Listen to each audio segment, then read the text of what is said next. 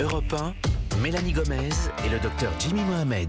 La santé et le bien-être, c'est sur Europe 1 et nous sommes avec vous depuis 15h. Toujours à mes côtés, évidemment, le docteur Jimmy Mohamed. Et pour cette dernière séquence de l'émission, nous sommes rejoints par Catherine Blanc, sexologue et psychanalyste à Paris. Alors Catherine, aujourd'hui, on a une question de Céline que Jimmy va vous lire. J'ai rencontré récemment un garçon qui me plaît énormément, tant sur le plan intellectuel que physique. Le souci, c'est que l'autre soir, nous avons enfin dormi ensemble et je ne supporte pas son odeur corporelle. Comment surmonter cet obstacle ? Bon, Catherine, d'une façon générale, c'est normal d'être bloqué au Sensible. lit si jamais il y a une odeur corporelle. Ça fait Je partie sais pas, de imaginez la sexualité. Si on trouve que quelqu'un pue, on n'a pas envie. Hein, Ah, voilà, vois, la question est réglée. Merci à Mélanie Gomez. Mais non, là, il parle pas de, cela dit, il parle pas de puanteur. Il dit une odeur qui me dérange. Voilà.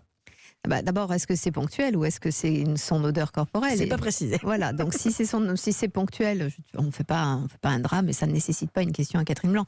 S'il sort du sport, bon, c'est normal. Quoi. Parce que là, on parle de quel type d'odeur ? Parce que la transpiration, c'est normal d'avoir été un peu. Bah ouais. C'est pas bon la transpiration. La mauvaise haleine aussi.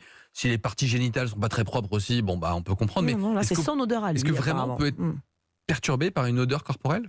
Si on est vraiment perturbé par l'odeur corporelle de l'autre, a priori, on n'a pas fait grand-chose avec l'autre parce qu'on s'est vite arrêté. Donc on se demande pourquoi ces deux personnes se retrouvent dans un même lit, parce que c'est pas une découverte. Parce qu'au départ, on l'avait pas senti de près, donc ça peut être le hasard en arrivant. Il me semble pas qu'on passe de la bonne distance à tout d'un coup être dans le même lit. Je crois que fondamentalement on s'est un peu approché, un peu touché, peut-être embrassé, un peu caressé.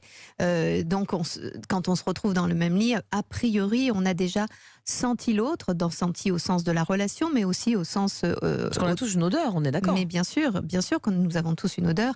Et quand on s'embrasse, notamment quand on s'embrasse, on souffle, on inspire, on met de la chaleur.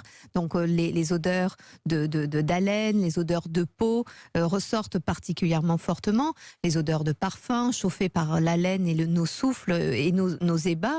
Donc c'est pas une odeur nouvelle. Si on la découvre dans un lit tout d'un coup, c'est que où on avait un vêtement acrylique qui fait que l'odeur est particulièrement acide ponctuellement, et c'est une histoire que ponctuelle, ou alors j'ai du mal à comprendre ce qui s'est passé. Ou alors c'est tout simplement on ne peut pas sentir l'autre au sens psychologique du terme, et finalement partager son lit, il faut c'est pénible, et du coup il faut l'éloigner absolument, et là tout d'un coup c'est une histoire d'odeur. Oui, donc il y a peut-être un autre blocage, mais si jamais on perçoit une odeur un peu dérangeante, est-ce qu'il faut le dire ? Parce que c'est souvent difficile, déjà dans les relations sociales et amicales, de dire à quelqu'un tu as mauvaise haleine. Alors on porte des masques, ça arrange tout le monde, mais dans l'intimité, dire écoute, je suis un peu gêné par ton odeur, quelle qu'elle soit, c'est compliqué.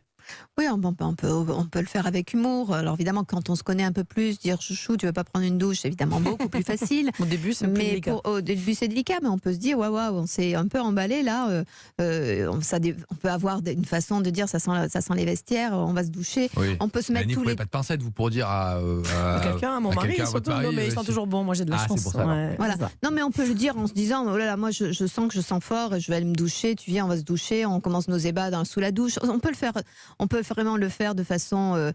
Moi, j'ai la sensation quand même que Céline, elle ne parle pas de quelque chose de ponctuel, qu'elle parle d'une odeur naturelle de cette personne qui finalement le dérange. Alors, est-ce qu'elle va s'y faire ? Est-ce qu'on est attiré par l'odeur justement de l'autre ou pas ? Je crois l'odeur naturelle, je veux dire. Oui, je pense que nous nous sentons comme des animaux. Alors après, on n'a pas un flair aussi développé que les animaux, mais nous nous sentons vraiment, et comme nous nous sentons bien l'un avec l'autre, ces mots flirtent aussi bien au sens affectif, au sens de reconnaissance, où nous ne pouvons plus nous sentir. C'est pour ça qu'on dit ça vient de là. Où je ne peux pas le piffrer. C'est-à-dire que ce sont vraiment des expressions qui rendent compte d'une sorte de distance épidermique. Ce que j'ai du mal à comprendre dans cette question, c'est comment il pourrait y avoir une entente parfaite s'il n'y a pas... C'est une entente intellectuelle et affective, certes, mais pas une entente charnelle. C'est pour cela que dans le lit, ça ne peut pas se faire. Donc quand vous entendez Catherine, les carottes sont cuites, quoi. Il n'y a plus qu'à se séparer. Oui, c'est clair.